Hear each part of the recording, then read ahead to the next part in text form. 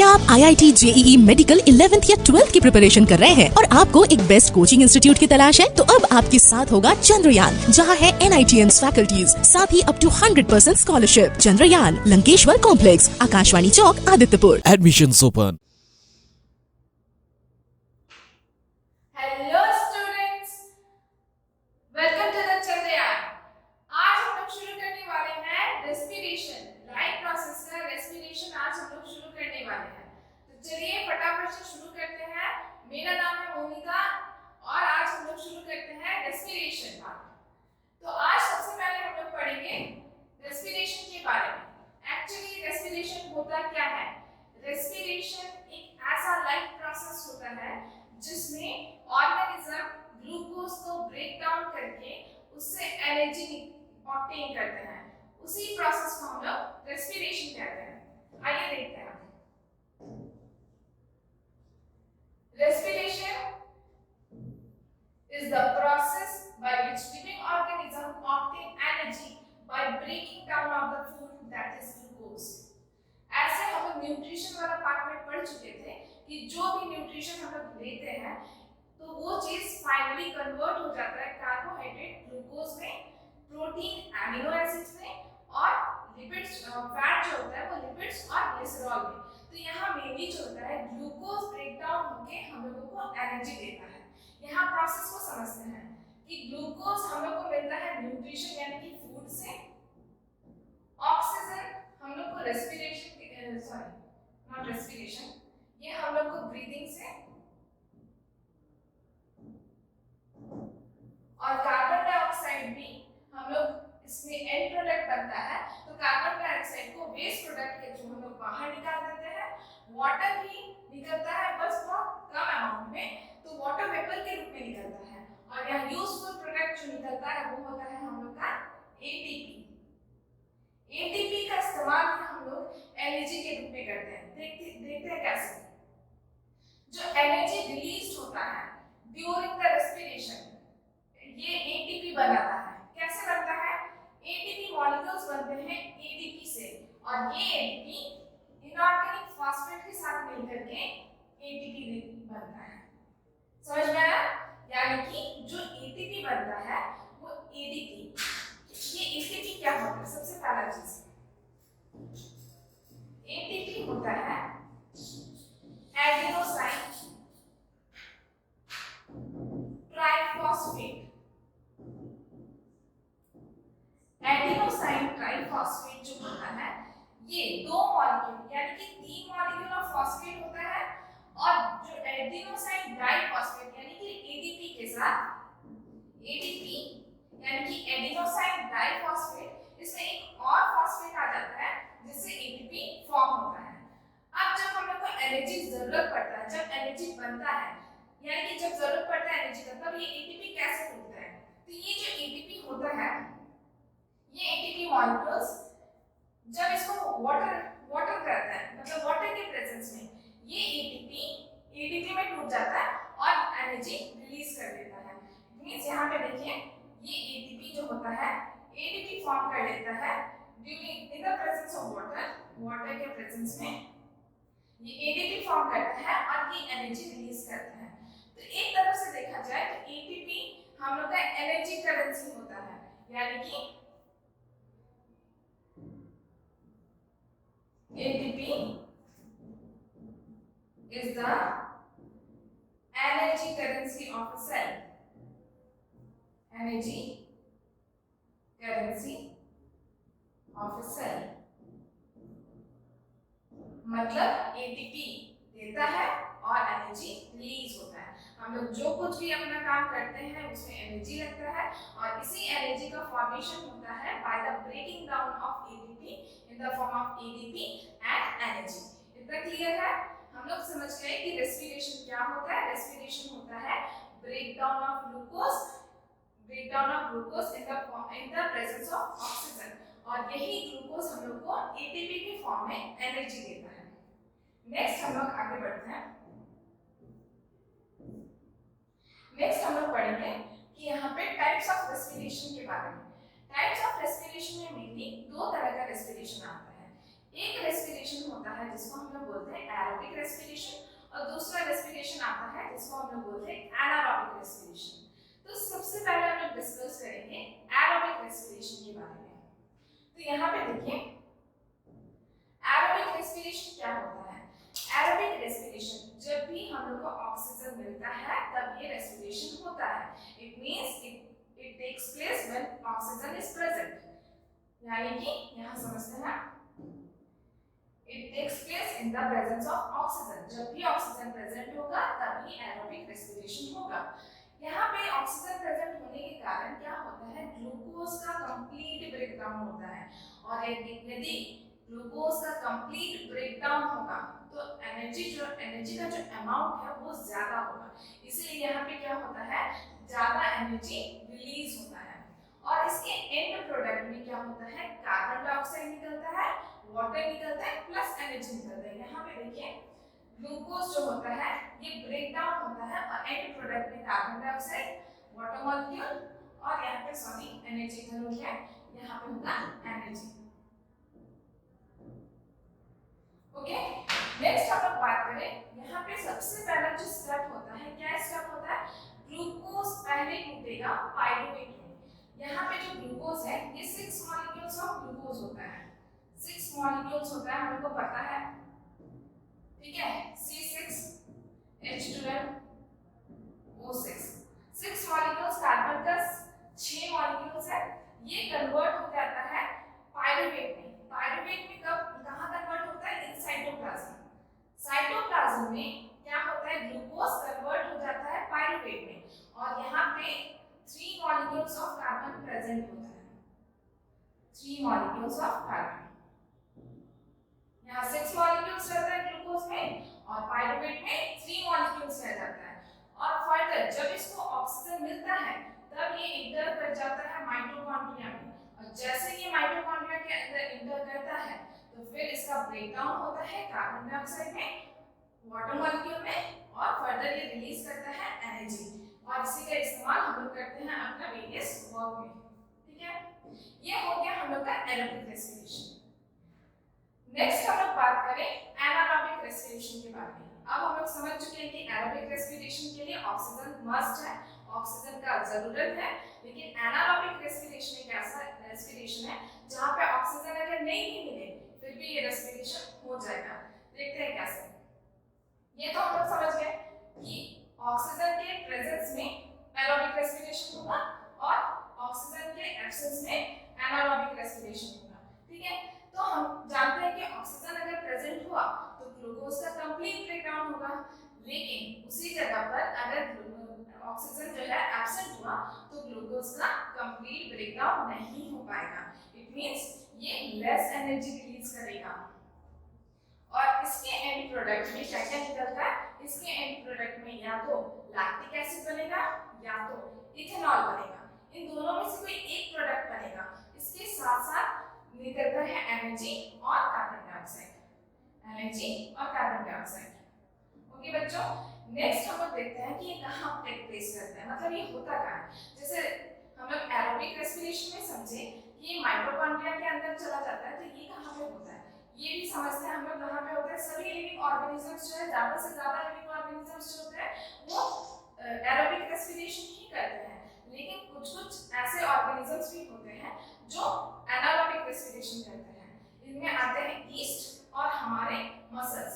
तो हमारे मसल्स कब एनारोबिक रेस्पिरेशन करेंगे, जब हम लोग ज्यादा वर्क कर लेंगे, तो हमारे मसल्स को तभी एब्सेंट हो जाता है ऑक्सीजन का, मतलब तभी ऑक्सीजन का सप्लाई हम लोग के मसल्स तक कम पहुंचता है, इसलिए उस टाइम में हमारे मसल्स तभी एनारोबिक रेस्पिरेशन करते हैं। इसके बारे में और डिटेल्स में चर्चा करते हैं। देखिए anaerobic respiration in muscle cells. Muscle cells में क्या होता है, देखिए जब ग्लूकोज जो होता है, सबसे पहले जो होता है ग्लूकोज, ग्लूकोज क्या होता है, ये साइटोप्लाज्म में सबसे पहला साइटोप्लाज्म वो चेंज होता है पाइरुवेट में, ये तो हम लोग देख चुके थे। ठीक है, ग्लूकोज चेंज हुआ पाइरुवेट में, कहां हुआ, साइटोप्लाज्म में। अब ये पाइरुवेट चेंज होता है lactic acid plus energy,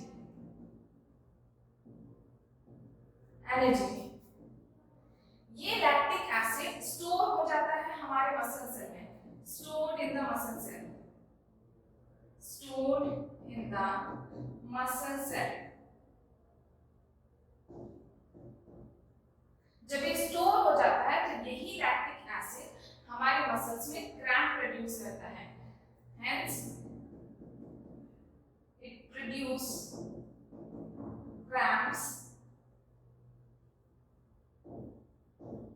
cramps on muscles. देखिए ध्यान से समझिए, साइटोप्लाज्म में क्या होता है, वो चाहे एरोबिक हो या एनारोबिक हो, ग्लूकोज हमेशा साइटोप्लाज्म में पायरुवेट में चेंज होगा। फिर अगर ऑक्सीजन, वो देखेगा कि अगर उसको ऑक्सीजन मिल रहा है तो वो माइटोकॉन्ड्रिया में एंट्री कर जाएगा, वो हो गया एरोबिक रेस्पिरेशन।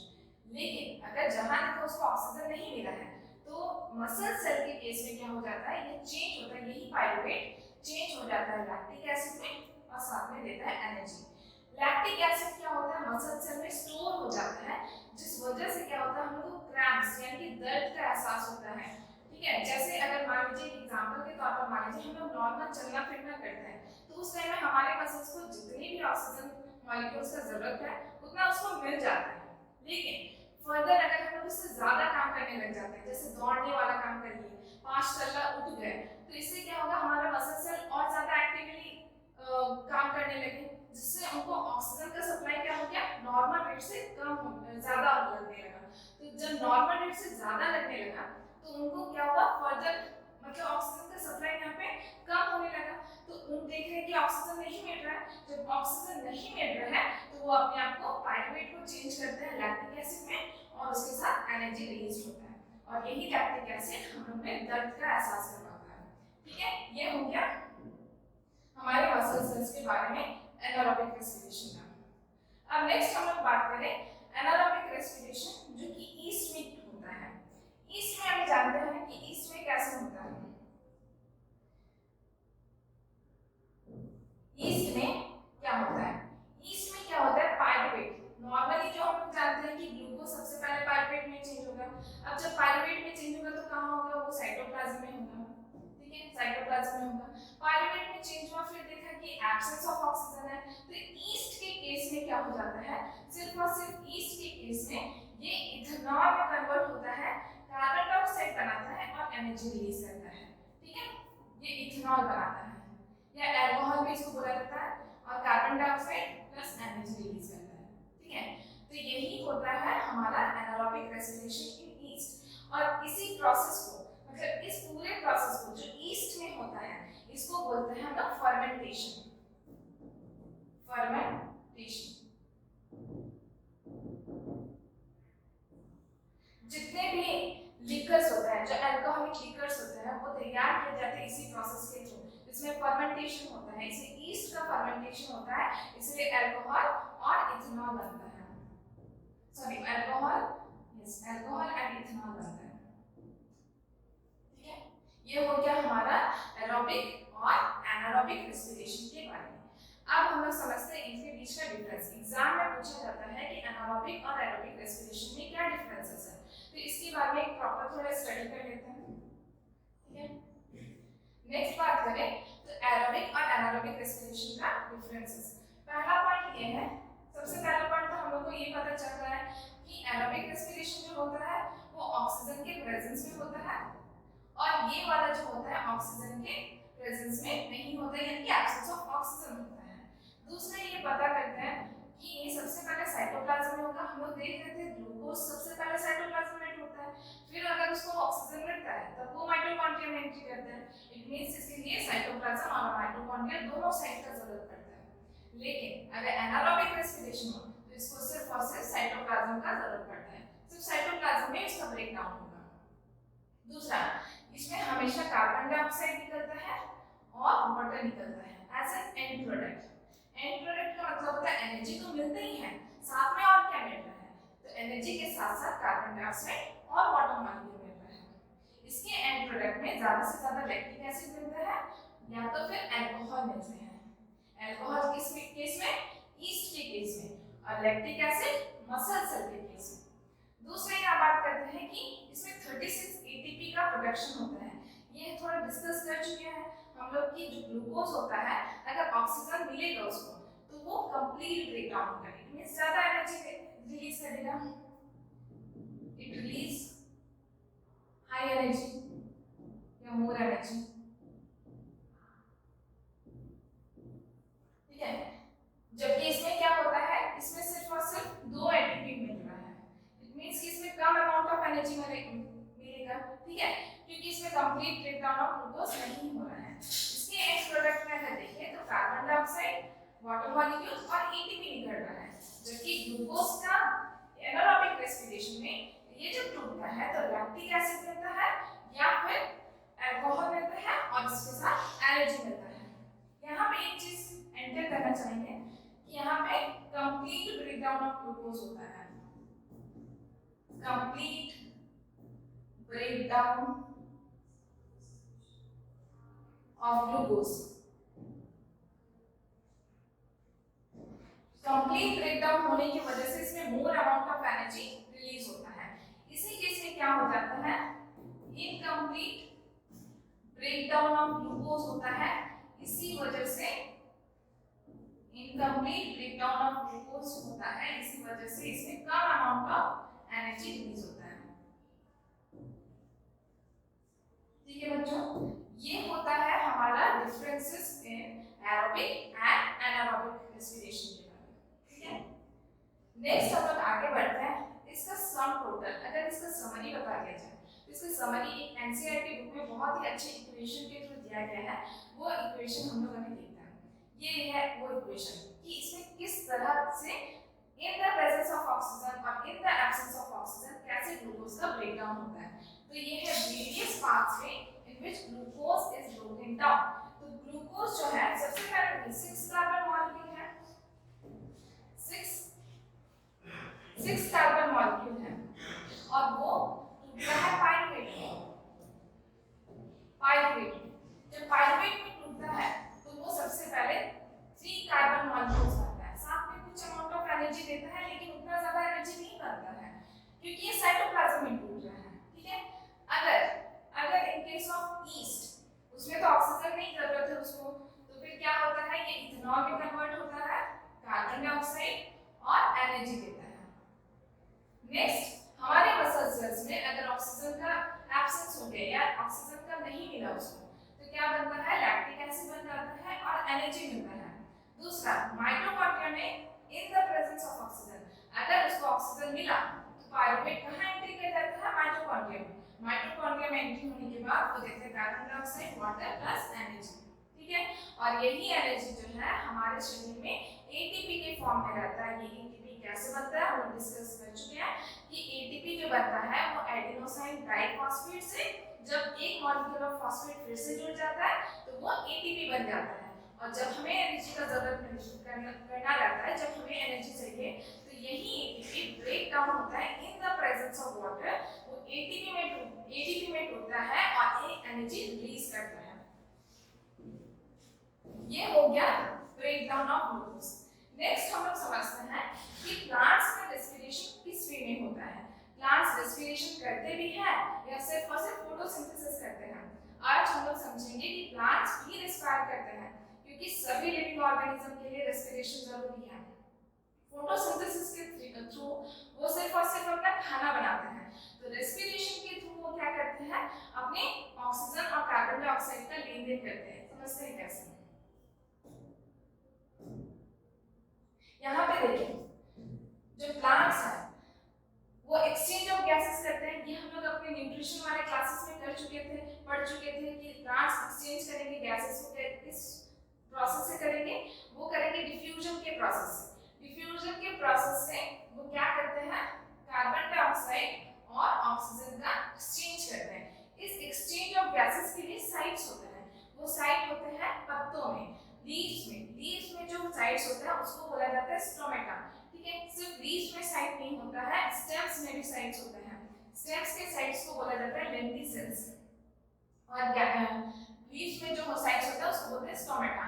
ये स्टोमेटा और लेंटिसेल्स के रीजन के आसपास का जो सेल्स होते हैं उसमें बहुत ज्यादा मात्रा में इंटरसेल्युलर स्पेसेस प्रेजेंट होते हैं, यानी कि सेल्स काफी दूर होते हैं, जिस वजह से सारे सेल्स एयर के कांटेक्ट में रहते हैं और इससे क्या होता है, डिफ्यूजन का प्रोसेस इजी हो जाता है।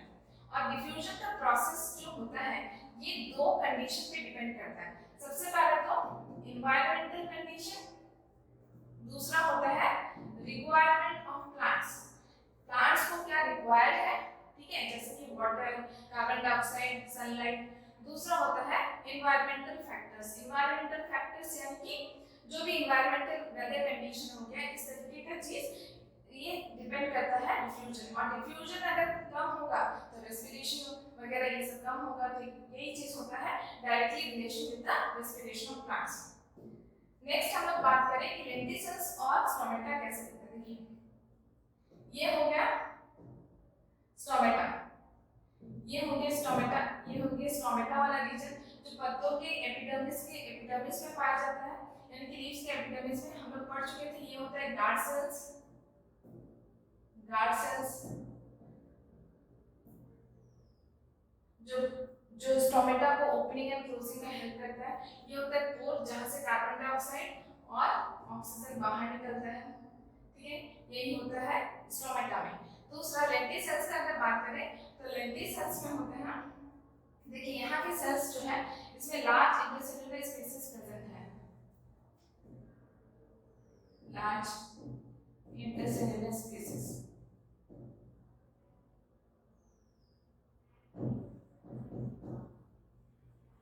इस वजह से क्या है कि सारे सेल्स जो है यहाँ के ये कांटेक्ट विद एयर है, मतलब एयर के साथ कांटेक्ट रखते हैं। तो इससे क्या होता है डिफ्यूजन का प्रोसेस इजी पड़ जाता है, ठीक है। ये हुआ लेंटिसेल्स और स्टोमेटा के बारे में। नेक्स्ट हम लोग बात करेंगे कि फोटोसिंथेसिस और रेस्पिरेशन के एक तरह का प्रोसेस में होता क्या है। हम पिछले क्लास में पढ़ चुके थे न्यूट्रिशन के बारे में कि through the photosynthesis, by the process of photosynthesis plants make their own food, ये हम लोग जानते हैं। और रेस्पिरेशन में प्लांट्स क्या करते हैं, सिर्फ एक्सचेंज ऑफ गैसेस करते हैं, ऑक्सीजन और carbon dioxide with by the process of diffusion, ठीक है। तो अब समझते हैं कि फोटोसिंथेसिस और रेस्पिरेशन में ऐसा क्या डिफरेंसेस है जो हम लोगों को नहीं पता है। अब समझते हैं ये चीज। तो सबसे पहला चीज है कि प्लांट्स जो है दिन के टाइम में भी रेस्पिरेशन करते हैं और रात के टाइम में भी रेस्पिरेशन करते हैं। दिन के टाइम में भी रेस्पिरेशन करते हैं, नाइट के टाइम में भी रेस्पिरेशन करते हैं। लेकिन फोटोसिंथेसिस जो करते हैं वो सिर्फ और सिर्फ दिन के टाइम में करते हैं, क्योंकि प्रेजेंस ऑफ सनलाइट यहाँ पे होता है, सनलाइट का प्रेजेंस में करते हैं, ठीक है, ये है। अब क्या होता है कि सबसे पहले हम फोटोसिंथेसिस में समझते हैं। फोटोसिंथेसिस में क्या होता है, कार्बन डाइऑक्साइड लेते हैं, कार्बन डाइऑक्साइड लेंगे, CO2 लेंगे, और क्या होता है उसके एंड प्रोडक्ट में ऑक्सीजन रिलीज होता है, ठीक है, ऑक्सीजन रिलीज होता है। अब रेस्पिरेशन में क्या होता है, ऑक्सीजन लिया जाता है और कार्बन डाइऑक्साइड छोड़ा जाता है, जैसे नॉर्मल लिविंग ऑर्गेनिज्म करते हैं। नॉर्मल लिविंग ऑर्गेनिजम्स जो होते हैं वो ऑक्सीजन लेते हैं और कार्बन डाइऑक्साइड छोड़ते हैं in the case of respiration.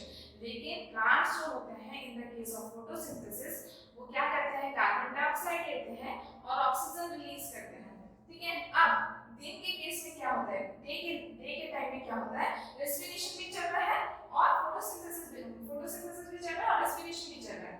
तो क्या होता है, यही कार्बन डाइऑक्साइड रेस्पिरेशन में जो ऑक्सीजन लिया जाता है और कार्बन डाइऑक्साइड छोड़ा जाता है, यही कार्बन डाइऑक्साइड प्लांट्स यूज कर लेते हैं फॉर द फोटोसिंथेसिस।